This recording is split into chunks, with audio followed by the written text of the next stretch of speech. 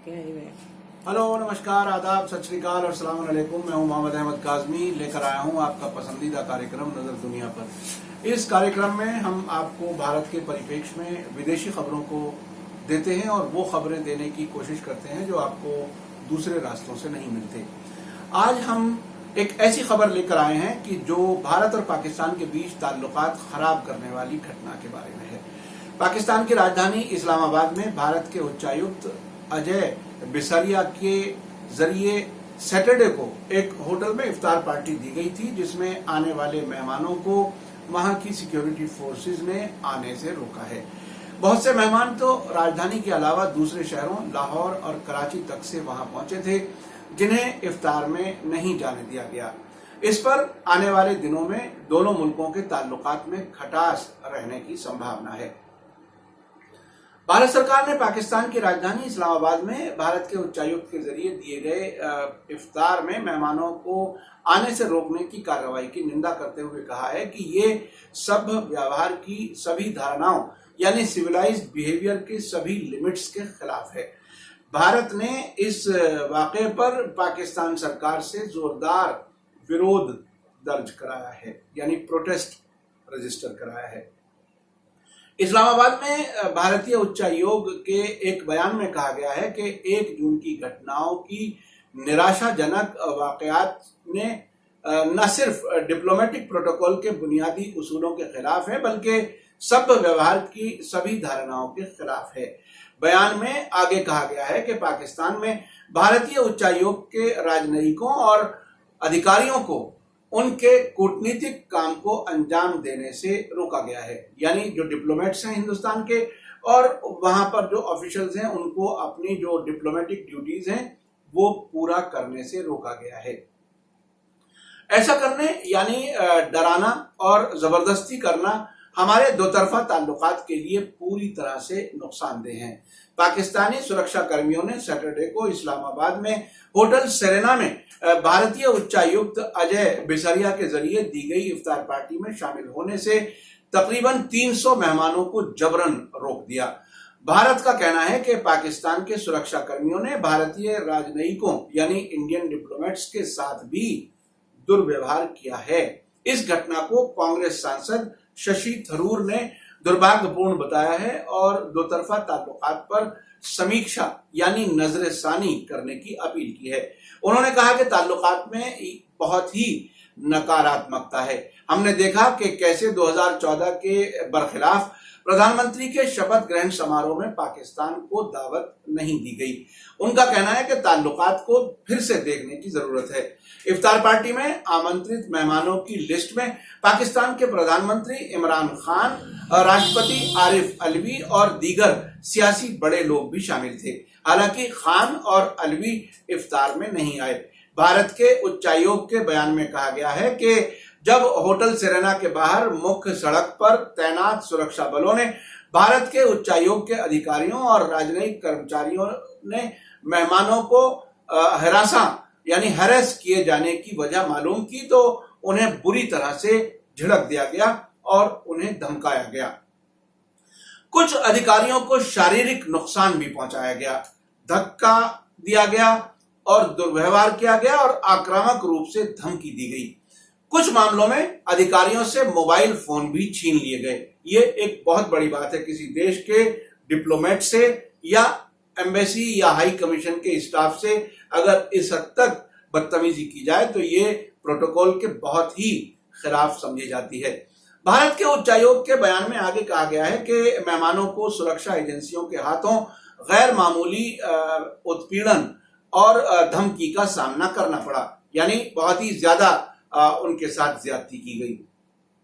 यह भी कहा गया है कि पाकिस्तानी सुरक्षा एजेंसियों ने इफ्तार से पहले के दिनों में एक ठोस कैंपेन शुरू किया था ताकि वे इस कार्यक्रम में भाग न लेने के लिए सक्रिय रूप से लोगों को मना कर सकें। लाहौर और कराची जैसी दूर के शहरों से आने वाले मेहमान जो होटल सेरेना पहुंचे थे, उन्हें भी पाकिस्तानी सुरक्षा बलों ने इफ्तार में भाग लेने से डराया और शारीरिक रूप से रोक दिया।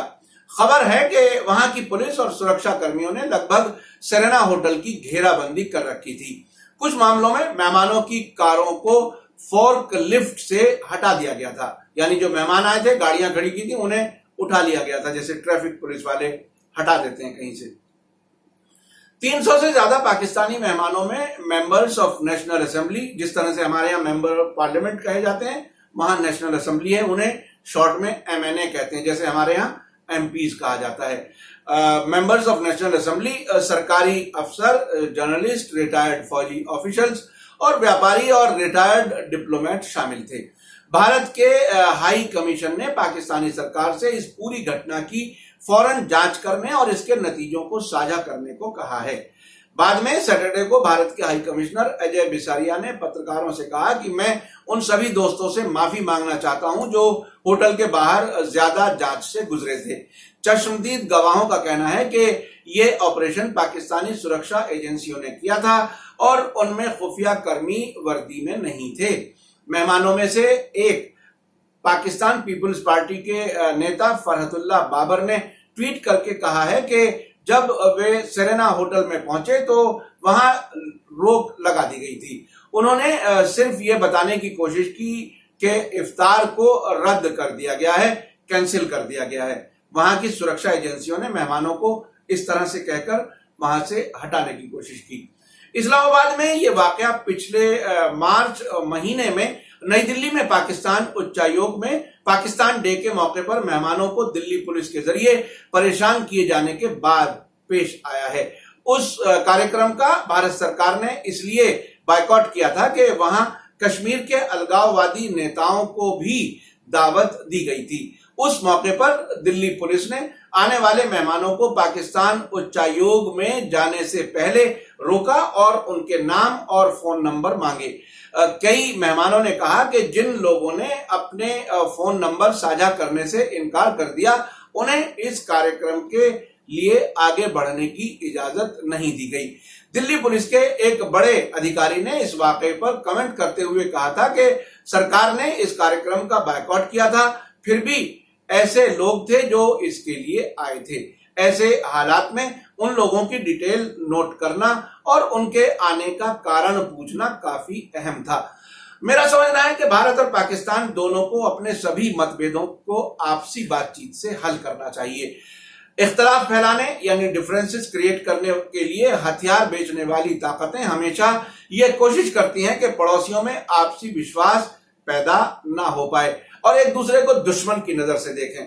इस मसले को हल करने के लिए दोनों तरफ की जनता और व्यापारी अपनी अपनी सरकारों पर दबाव डालकर नजदीक आने के हालात बना सकते हैं। पड़ोसी देशों के व्यापार से जनता को महंगाई से काफी हद तक निजात रहती है। अगर कोई भी जरूरत का सामान दूर के देशों से लाया जाएगा तो वो जरूर महंगा होगा। पहले से ही मुश्किल का सामना कर रही जनता के लिए जिंदगी को ये और बहुत मुश्किल कर देता है।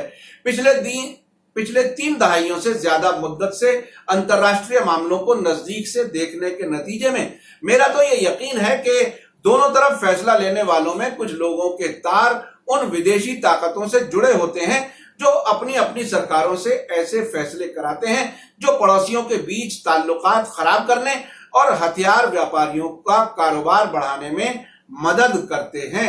इसके लिए जनता में जागरूकता जरूरी है, क्योंकि इन सब घटनाओं का असर आम जनता की जिंदगी पर होता है। मेरा कार्यक्रम आपको कैसा लगा कमेंट्स में जरूर लिखें। इसलिए मेरा समझना है कि जनता का जागरूक रहना बहुत जरूरी है। सरकारों के काम करने और फैसले लेने पर जनता को नजर बनाए रखनी चाहिए ताकि राष्ट्रहित यानी नेशनल इंटरेस्ट पर नजर रखी जा सके। अगर आप देश और दुनिया में होने वाली घटनाओं को सच्चाई के साथ समझना चाहते हैं तो हमारे कार्यक्रम को अपने सभी सोशल मीडिया प्लेटफॉर्म पर जरूर शेयर करें। अगर अब तक आपने media star world YouTube channel को सब्सक्राइब ना किया हो तो फौरन सब्सक्राइब करें और तुरंत बाद नजर आने वाली घंटी के आइकन को भी क्लिक करें ताकि हमारी हर नई वीडियो की सूचना आप तक फौरन पहुंच सके।